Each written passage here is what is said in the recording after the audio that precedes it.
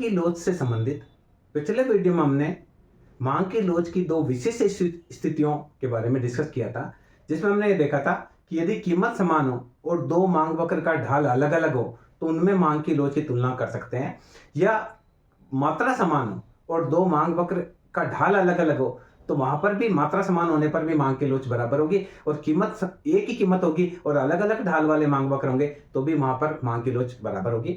इसी संदर्भ में आज के इस वीडियो में हम देखते हैं कि अगर दो अलग अलग मांग वक्र हो, वहां ढाल अलग अलग था, समान आज वाले जो हम डिस्कस कर रहे हैं कि दो समान ढाल वाले अलग अलग मांग वक्र हैं और एक ही कीमत पर अगर उनके मांग की लोच की तुलना करें तो हम देखेंगे कि मांग की लोच किस में ज्यादा होती है और किस में कम होती है। तो देखिए मैं डिस्कस करता हूं। मान लीजिए मैंने ये दो ढाल वाले बना लिए, एक ये ढाल, ये एक मांग वक्र, ये दूसरा मांग वक्र, ये ए मांग वक्र है ए बी, दूसरा मांग वक्र है सी डी। कीमत एक ही है और मात्रा अलग अलग है। इसको मैंने ले लिया ई, इसको ले लिया एफ, इसको ले लिया जी, ये क्यू, ये Q1 Q2, कीमत P और मात्रा O। हम देखेंगे मांग की लोच जब मांग वक्र ए बी हो तो देखिए F बिंदु पर मांग की लोच, बिंदु का निचला भाग एफ बी बटा बिंदु का ऊपरी भाग ए एफ। क्लियर? अब देखिए जब मांग वक्र सी डी हो तो ई बिंदु पर मांग की लोच, बिंदु का निचला भाग ईडी बटा ऊपरी भाग सीई। अब देखिए फर्स्ट वाले का हम डिस्कस करते हैं। क्या लिया? त्रिभुज एफ क्यू टू बी, ये वाला त्रिभुज लिया। त्रिभुज एपीएफ, हमने ये ट्रायंगल और ये ट्रायंगल आपस में लिया। तो देखिए कोण P बराबर है कोण Q2, 90 डिग्री समकोण। दूसरी चीज Q2 भी पैरेलल है PF के, ये भुजा समांतर इस भुजा के। FQ2 भुजा समांतर है AP के, वही लिखेंगे। एक कोण बराबर है वह दो भुजाएं समांतर है अतः त्रिभुज समरूप होंगे, वह इनकी भुजाएं समान अनुपात में होंगी।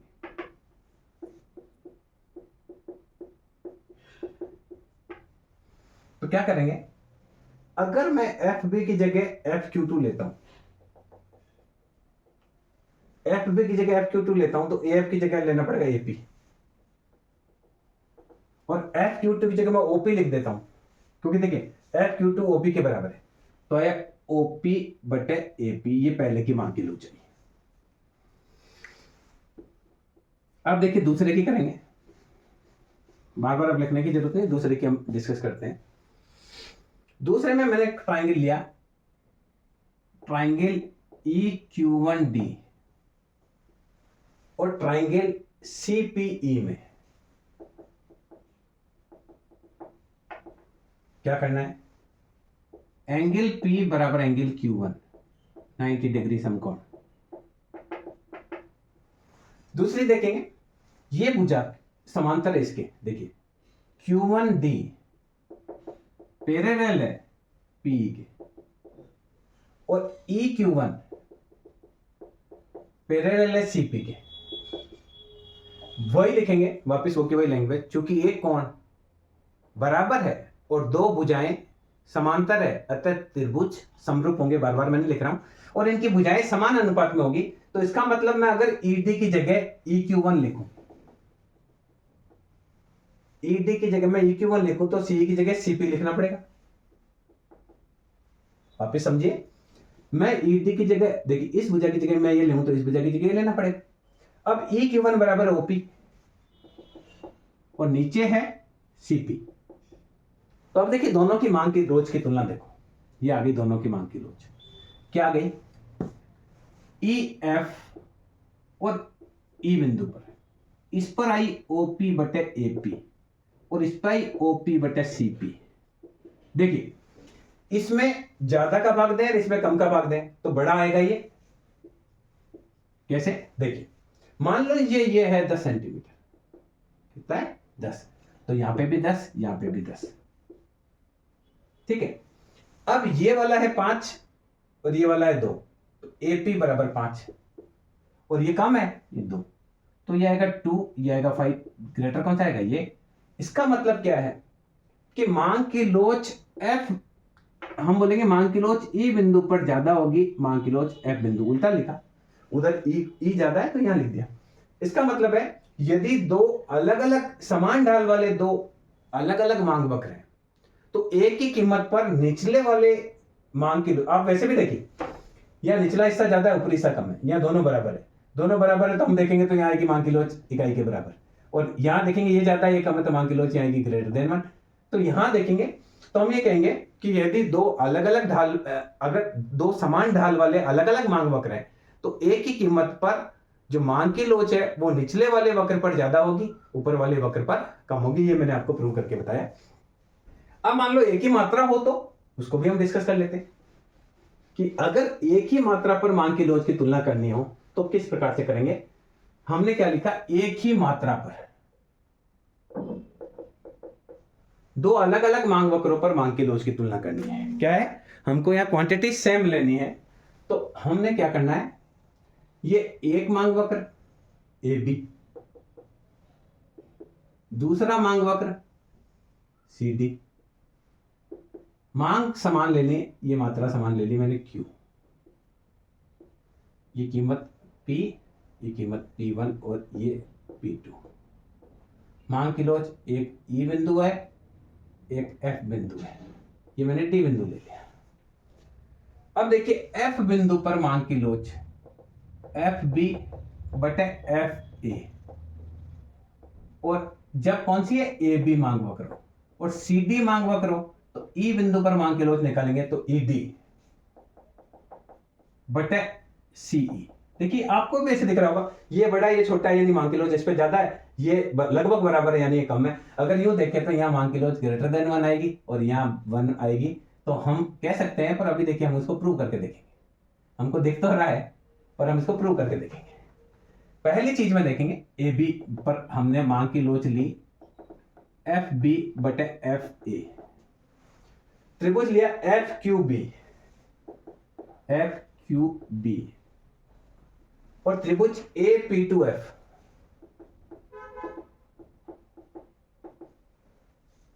कोण P2 90 डिग्री का है बराबर कोण QB 90 डिग्री का, समकोण, ये भी 90 का ये भी 90 का। P2F पैरेलल है QB के, AP2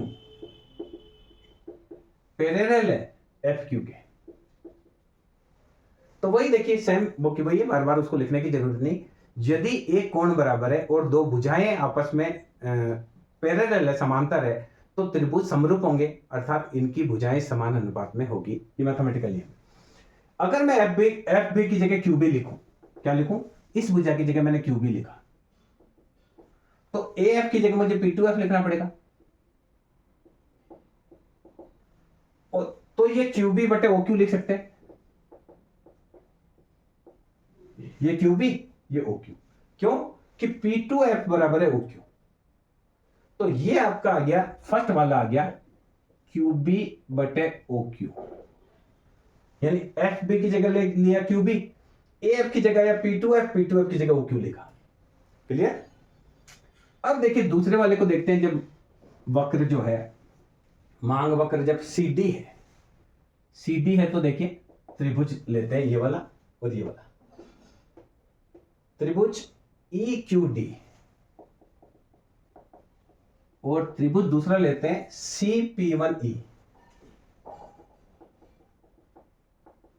दोनों में देखेंगे कोण P1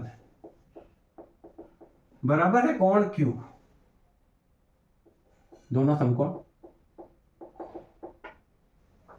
भुजा QD पैरेलल है P1E के। भुजा EQ पैरेलल है CP1 के। तो वही चीज लिखेंगे।